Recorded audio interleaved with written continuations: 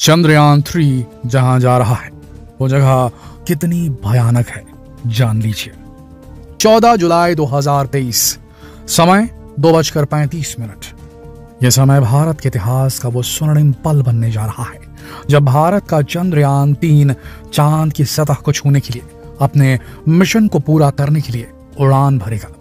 लेकिन अभी भी लोगों के दिमाग में चंद्रयान-2 के लैंडर के चांद की सतह से कुछ ही दूरी पर क्रैश करने की तस्वीरें ताजा है उनके दिमाग में।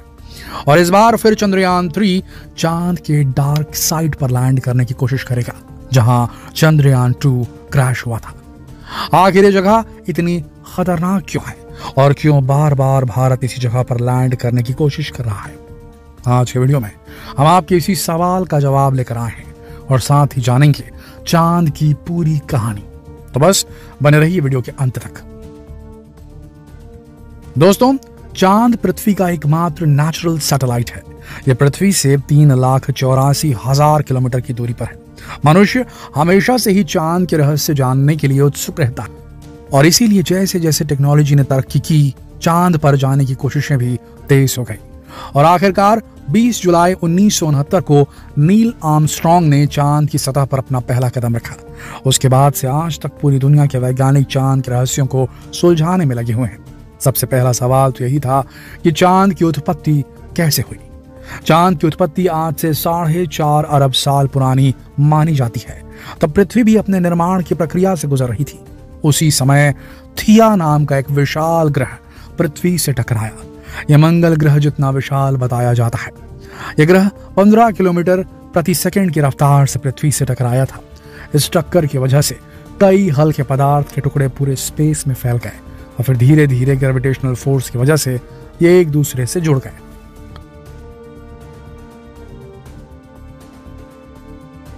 आगे चलकर यही पिंड हमारा चांद बन गया। चांद स्पेस का 5वां सबसे विशाल नेचुरल सैटेलाइट है। क्षेत्रफल के मुताबिक चांद का क्षेत्रफल साउथ अफ्रीका के क्षेत्रफल जितना है और इस हिसाब से हमारी पृथ्वी में 9 चांद समा सकते हैं। चांद दिखने में भले ही गोलाकार लगता है लेकिन ये गोल नहीं है बल्कि अंडाकार होता है। चंद्रमा की गुरुत्वाकर्षण शक्ति कम होने के कारण इसका कोई वायुमंडल नहीं है। इस वजह से यहाँ मौसम भी नहीं होते। चांद के दिन का तापमान 180 डिग्री सेल्सियस और रात का तापमान -153 डिग्री सेल्सियस होता है। चांद की अपनी कोई रोशनी भी नहीं होती और चांद की जो चमकीली इमेज हमें दिखती है वो चांद पर पड़ने वाली सूरज की रोशनी का रिफ्लेक्शन होता है। इसके अलावा चांद पर गुरुत्वाकर्षण ना होने के कारण चांद पर जाने के बाद व्यक्ति का वजन जो धरती पर था वो चांद पर जाने के बाद उतना नहीं रहता।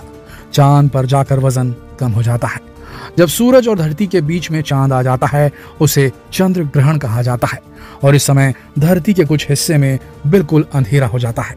दोस्तों, चांद अपने आप में न जाने कितने रहस्य समेटे हुए हैं और एक और सबसे बड़ा रहस्य जिस पर से अभी तक पर्दा नहीं उठा है वो है चांद का डार्क साइड। ये चांद का वो हिस्सा है जो कि धरती से दिखाई नहीं देता। इसे फार साइड भी कहते हैं। अब आप सोच रहे होंगे कि फार साइड यानी दूर का हिस्सा, तो समझ में आता है, लेकिन ये डार्क साइड क्या है, इसका अर्थ क्या है जो हमेशा छिपा रहता है, दिखता नहीं है। यहाँ डार्क साइड का अर्थ अंधेरे में रहने वाला हिस्सा नहीं है। हकीकत तो यह है कि इस हिस्से में भी कुछ समय तक सूर्य की रोशनी पहुंचती है और उसी तरह से पहुंचती है जैसे आगे के हिस्से में पहुंचती है। लेकिन ये दिखता क्यों नहीं? चांद के इस हिस्से की पृथ्वी से दिखाई ना देने की वजह चंद्रमा की अपनी धुरी पर घूर्णन और पृथ्वी की परिक्रमा से जुड़ी है। दरअसल चंद्रमा पृथ्वी से ज्वरीय बल यानी टाइडल फोर्स के जरिए बंधी है और ये एक बहुत ही खास तरह का बंधन है। यानी जितना समय चंद्रमा को खुद की धुरी पर घूमने में लगता है उतना ही समय में वो पृथ्वी का चक्कर पूरा कर लेता है। इसका नतीजा होता है कि उसका एक ही हिस्सा हमेशा पृथ्वी के सामने रहता है और एक हिस्सा हमेशा छिपा रहता है। इस जगह पर कई ऐसे क्रेटर भी हैं जहां कभी सूरज की रोशनी पहुंची ही नहीं। यहाँ की जमीन काफी उबड़ खाबड़ बताई जाती है। सन 1959 में सोवियत स्पेसक्राफ्ट लूना 3 ने पहली बार चांद के डार्क साइड की पिक्चर्स ली थी। लेकिन जब वैज्ञानिकों ने इन पिक्चर्स को देखा तो वो चौंक गए क्योंकि चंद्रमा का ये एरिया उसके दूसरी साइड से बिल्कुल अलग था। यहाँ बड़े बड़े क्रेटर यानी गड्ढे थे, लेकिन यहाँ की सतह का रंग काफी अलग था, जबकि सतह पर कहीं भी लावा के निशान मौजूद नहीं थे। इसका मतलब कि सतह के अंदर का लावा यहाँ बाहर नहीं आ रहा, वैज्ञानिकों के अनुसार इसका कारण नॉर्थ पोल और साउथ पोल यानी कि डार्क साइड की मोटाई यानी थिकनेस है। अब क्योंकि चांद की डार्क साइड की सतह की ऊपरी परत काफी मोटी है, इस वजह से लावा बाहर नहीं आ पाता, जबकि नॉर्थ पोल की सतह काफी पतली है, जिस वजह से वहां लावा बाहर आ जाता है। नासा के मिशन से बात साफ हो चुकी है कि चांद के साउथ पोल की क्रस्ट यानी धरती की सबसे ऊपरी सतह नॉर्थ पोल के क्रस्ट से 30 मील मोटी है। और ये वैज्ञानिकों के लिए एक बहुत बड़ा सवाल था कि आखिर ऐसा क्यों है। तो काफी एडवांस सुपर कंप्यूटर ने एक ऐसे रहस्य को उजागर किया जिसे सुनने के बाद आप भी हैरान रह जाएंगे। इन थ्योरीज में बताया गया कि जब थिया पृथ्वी की सतह से टकराया था तो उसकी टक्कर से एक नहीं बल्कि 2 चांदों का निर्माण हुआ था। यानी कि आज से 4.5 बिलियन साल पहले रात के आसमान में 2 चंद्रमा हुआ करते थे। समय के साथ ये दोनों चांद एक दूसरे के पास आते गए और एक दिन दोनों एक दूसरे में समा गए, और जो छोटा वाला चांद था वो चंद्रमा के फार साइड यानी डार्क साइड से मिल गया, जिस वजह से यहाँ की सतह की चौड़ाई ज्यादा हो गई। चांद के इस हिस्से पर बताया जाता है भयंकर आंधियां चलती हैं। यहाँ बहुत गहरे क्रेटर हैं और यहाँ की सतह पूरी तरह उबड़ खाबड़ है। तापमान भी काफी कम रहता है। इस वजह से यहाँ किसी भी स्पेसक्राफ्ट की सॉफ्ट लैंडिंग आसान नहीं होती। लेकिन ये वही जगह है जहाँ चंद्रयान 1 मिशन में पानी की खोज की गई थी। असल में यहाँ तापमान काफी कम होता है, इसलिए यहाँ बर्फ मिलने की संभावना भी ज्यादा है। वहीं यहाँ तक सूर्य से आने वाला रेडिएशन भी नहीं है, इसीलिए यहाँ जीवन के निशान मिलने की भी उम्मीद है। और इस जगह को ज्यादा एक्सप्लोर भी नहीं किया गया, और इसीलिए भारत बार बार इसी जगह उतरने की कोशिश करता है। चंद्रयान 2 में इसी जगह उतरते समय किसी सॉफ्टवेयर ग्लिच की वजह से लैंडर ने चांद की सतह पर क्रैश लैंडिंग की थी, और अब भारत एक बार फिर चंद्रमा के डार्क साइड पर लैंड करने के लिए तैयार है। भारत ने इस बार अपनी पुरानी गलतियों से भी सबक लिया है, और इस बार पूरी तैयारी के साथ भारत चंद्रयान 3 को चांद की सतह पर भेजने के लिए पूरी तरह तैयार है। इस बार चंद्रयान 3 में एडवांस लेजर और कैमरास का इस्तेमाल किया गया ताकि ये चांद की उबड़ खाबड़ सतह में समतल जगह ढूंढकर सॉफ्ट लैंडिंग कर सकेगा।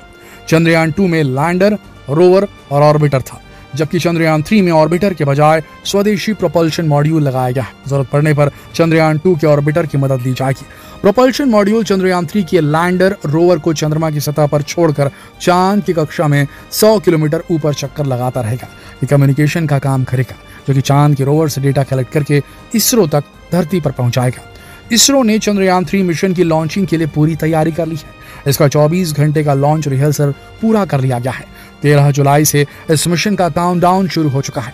मिशन को आंध्र प्रदेश के श्रीहरिकोटा से शुक्रवार 14 जुलाई को प्रक्षेपण यान मार्क 3 LVM-3 से दोपहर 2:35 पर लॉन्च करने की योजना है। दोस्तों, हमें पूरी उम्मीद है कि इस बार हम चांद पर सफलतापूर्वक पहुंचकर पूरी दुनिया को साबित कर देंगे कि हम किसी से कम नहीं हैं। ये जानकारी आपको कैसी लगी कमेंट सेक्शन में जरूर बताएं, और जितना हो सके इस वीडियो को शेयर करें फेसबुक पर, व्हाट्सएप पर, यूट्यूब पर।